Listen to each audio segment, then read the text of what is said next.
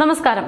പ്രധാനമന്ത്രി നരേന്ദ്രമോദി അധ്യക്ഷത വഹിക്കുന്ന നീതി ആയോഗ് യോഗത്തിൽ ഇന്ത്യ മുന്നണി മുഖ്യമന്ത്രിമാർ വിട്ടുനിൽക്കുമെന്ന റിപ്പോർട്ടുകളാണ് പുറത്തുവന്നിരിക്കുന്നത്.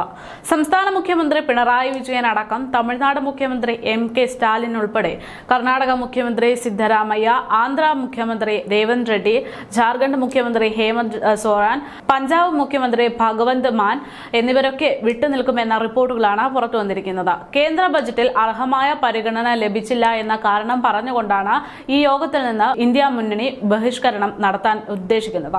നാളെ യോഗം ചേരാനിരിക്കുമ്പോഴാണ് മുഖ്യമന്ത്രിമാരുടെ ഈ തീരുമാനം പുറത്തുവരുന്നത്. ജൂലൈ 23-ന് അവതരിപ്പിച്ചിരിക്കുന്ന കേന്ദ്ര ബജറ്റ് വിവേചനപരമാണ് എന്ന് പ്രതിപക്ഷ നേതാക്കൾ ഉൾപ്പെടെ ആരോപണങ്ങൾ ഉന്നയിച്ചുകൊണ്ടിരിക്കുന്ന സാഹചര്യത്തിലാണ് ഈ അപ്രതീക്ഷിത തീരുമാനം കൂടെ.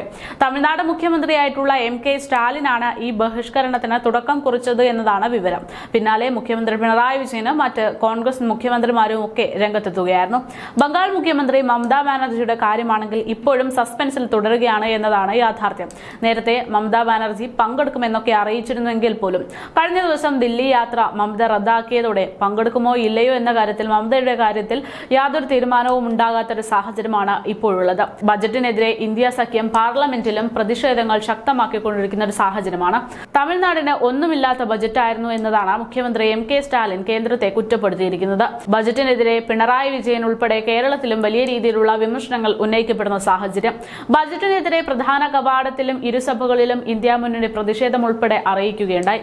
ബജറ്റിൽ കർണാടക സർക്കാരിനോട് കാണിച്ചത് കടുത്ത അനീതിയാണ് എന്ന് സിദ്ധരാമയ്യയും കുറ്റപ്പെടുത്തുന്നു.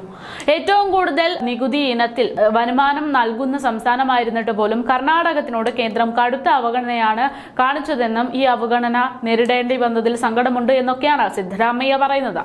കസേര സംരക്ഷണം ബജറ്റാണ് ഇത് നടന്നതെന്ന് പ്രതിപക്ഷ നേതാവായിട്ടുള്ള രാഹുൽ ഗാന്ധി ഉൾപ്പെടെയുള്ളവർ പ്രതികരിക്കുകയുണ്ടായി. കോൺഗ്രസിന്റെ പ്രകടന പത്രിക കോപ്പിയടിച്ചതാണ് എന്ന് വിമർശനം ഉന്നയിച്ചു.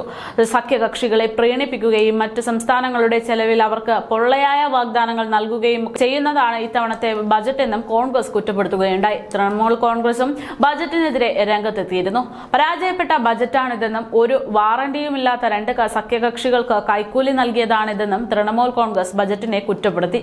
എന്തായാലും ഇത്തരത്തിൽ വളരെ വലിയ രീതിയിലുള്ള വിമർശനങ്ങൾ ഉന്നയിക്കപ്പെടുന്ന സാഹചര്യമാണ്.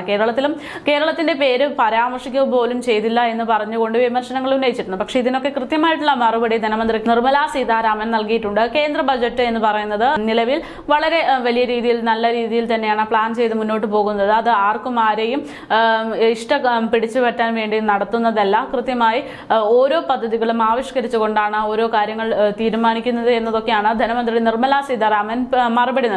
ഈ ഒരു സാഹചര്യത്തിലാണ് ഇപ്പോൾ വീണ്ടും മോദിക്കെതിരെ ഇന്ത്യ സഖ്യം ഒരുമിച്ച് നിൽക്കുന്നത് എന്നതാണ് ഇപ്പോൾ ഏറെക്കുറെ ചർച്ചയാകുന്നത്.